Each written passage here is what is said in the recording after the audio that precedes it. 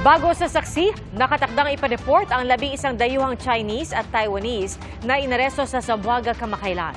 Sangkot umano sa iligal na pagmimina ang mga dayuhan at walang kaukulang dokumento para magtrabaho sa bansa. Saksi, si Jamie Santos. Sinundo ng mga operatibo ng Presidential Anti-Organized Crime Commission o PAOC ang 10 Chinese national at isang Taiwanese na dumating sa NAIA Terminals 2 at 3 ngayong gabi. Galing ang foreign nationals mula sa Zamboanga kung saan sila nahuli. Ayon sa PAOC, nakatanggap sila at ang Bureau of Immigration ng reports kaugnay sa mga iligal na aktibidad ng kumpanya kung saan nagtatrabaho ang mga dayuhan.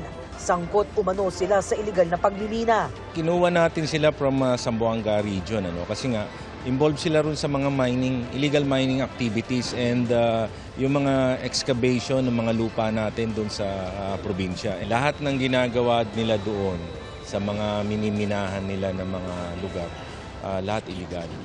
From yung pagmimina, yung pagbubungkal, lahat walang permit yun.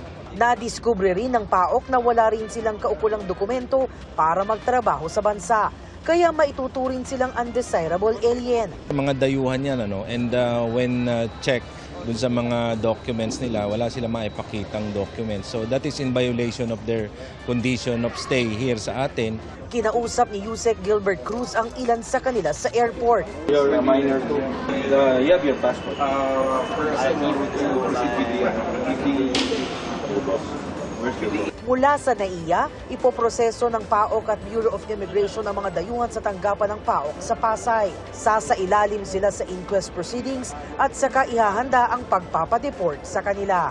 Para sa GMA Integrated News, Jamie Santos ang inyong saksi. Mga kapuso, sama-sama tayong maging saksi.